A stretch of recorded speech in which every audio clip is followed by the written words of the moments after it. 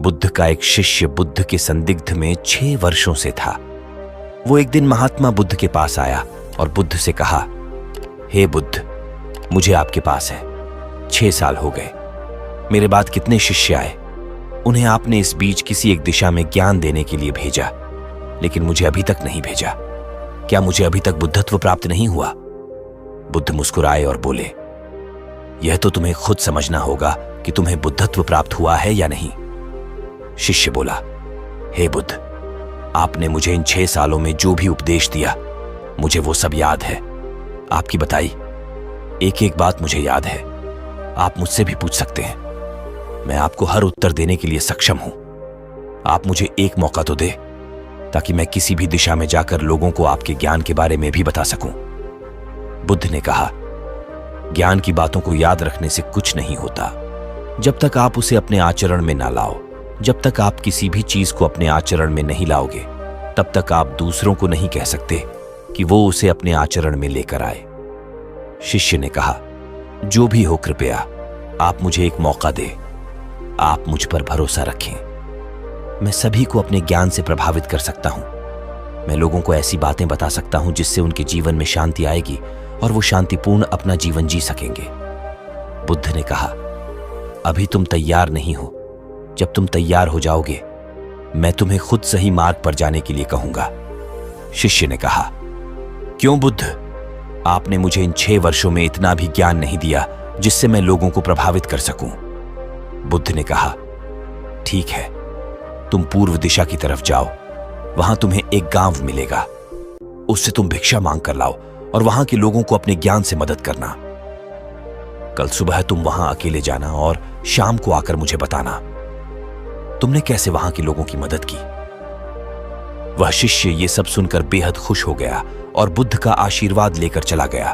और वह रात भर ज्ञान समेटता रहा और मन ही मन सोच रहा था कि मैं कल ऐसे ज्ञान की छाप छोड़ूंगा कि वहां के लोगों के साथ बुद्ध भी मुझसे प्रभावित हो जाएंगे। सुबह उठकर वो महात्मा बुद्ध को प्रणाम करने गया। उन्हें प्रणाम कर वह पूर्व की तरफ निकल गया। शाम को जब वह वापस आया तो बुद्ध ने देखा कि उस शिष्य के माथे पर चोट लगी है और खून बह रहा है। बुद्ध ने उसे पट्टी की और पूछा, तुम्हें यह चोट कैसे लगी? शिष्य ने कहा कि बुद्धि, वहां के लोग बेहद दुष्ट हैं, उन्हें जरा भी बुद्धि नहीं है। मैं उस गांव में भिक्षा लेने गया, पर किसी ने मुझे भिक्षा नहीं दी। सब मुझे गालियां दे रहे थे। एक व्यक्ति ने तो मुझे भी भिक्षा तो दी, लेकिन नीचे फेंक कर और कहा, इसे उठा लो। मैंने उन्हें काफी समझाया, लेकिन वह मेरी बात सुनने को तैयार ही नहीं थे। उल्टा उन्होंने मेरे साथ हाथापाई की, जिससे मुझे चोट लग गई। हे बुद्ध, आप मुझे दूसरी जगह भेजें जहां के लोगों में बुद्धि हो, इस तरह ना हो। बुद्ध उसकी बात सुनकर मुस्कुराए और बोले कि अगर तुम्हें दूसरे गांव में भी ऐसे ही लोग मिले, तब तुम क्या करोगे? शिष्य ने कहा, हे बुद्ध, ऐसे लोगों को कोई ज्ञान नहीं दे सकता। वह लोग अज्ञानी है, उन्हें कौन समझाए? बुद्ध ने कहा, वह लोग अज्ञानी नहीं बल्कि ज्ञानी हैं। उनके पास बहुत बुद्धि है, परंतु उनके पास खुद का ज्ञान है। अब अगर तुम किसी दूसरे के ज्ञान को चोट पहुंचाओगे तो वह कुछ तो कहेंगे ही। तुम्हें ऐसे लोग हर जगह मिलेंगे, तब तुम अपना ज्ञान उन्हें कैसे दोगे? बुद्ध ने शिष्य को कहा कि आज तुम आराम करो, कल शाम को मेरे पास आना। शिष्य बुद्ध को प्रणाम करके चला गया। अगली शाम जब वह वापस बुद्ध के पास आया, तब वहां एक और बुद्ध का शिष्य मौजूद था। उनके हाथ में चोट लगी हुई थी। बुद्ध ने उस शिष्य के हाथ पर चोट देख उस पर पट्टी की और उस शिष्य से पूछा कि तुम्हें यह चोट कैसे लगी? शिष्य ने कहा, हे बुद्ध, आपने पूर्व के एक गांव में मुझे जाने के लिए कहा था, वहीं मुझे यह चोट लगी।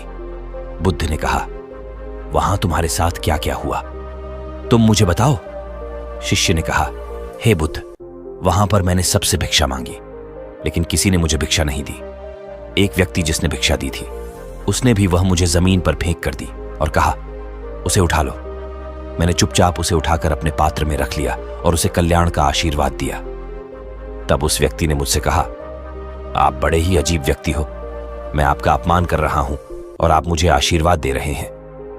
मैंने उनसे कहा कि आप धनी हैं, आपने मुझे दान दिया है, इसलिए मैं आपको आशीर्वाद दे रहा हूं। फिर वहां से मैं आगे गया तो कुछ लोगों ने मुझे वहां से जाने के लिए कहा। उन्होंने मुझे कुछ अपशब्द कहे और मुझ पर कुछ पत्थर फेंके, जिससे मुझे चोट लग गई। जब मैं वापस आ रहा था तब मैंने एक मां को रोते हुए देखा।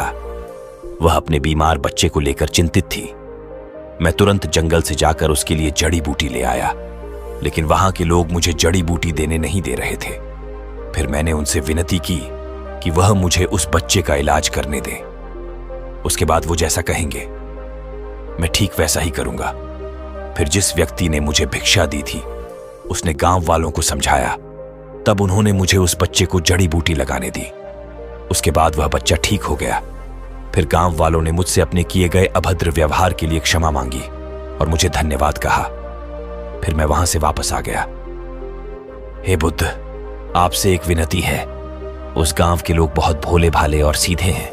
क्या मैं रोज उसी गांव में जाकर भिक्षा मांग सकता हूं? यह सभी बात वो पहला शिष्य भी सुन रहा था। उसने यह सुनते ही बुद्ध के चरणों में गिरकर कहा कि हे बुद्ध, मैं समझ गया हूं कि अभी मैं उस लायक नहीं हुआ कि दूसरों को ज्ञान दे सकूं।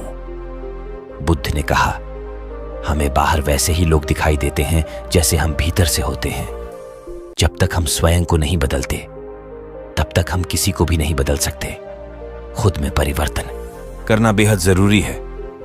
कोई भी बात बताने से पहले उसे आचरण में लाना बेहद जरूरी है, क्योंकि आचरण में लाई हुई चीज को बताना समझाना बहुत आसान होता है और उसे लोग बेहद आसानी से अच्छे से समझ पाते हैं। दोस्तों, आपने क्या सीखा इस कहानी से जरूर बताएं।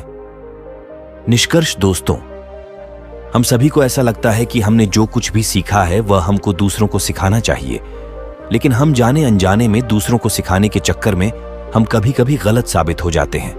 तो इसलिए दोस्तों, अगर आप किसी को भी कोई भी सुझाव देने के लिए जाते हैं, आप कोई भी चीज सिखाने के लिए जाते हैं, तो सबसे पहले आप उस कार्य को संपूर्ण रूप से और सही ढंग से अच्छे से सीख जाएं।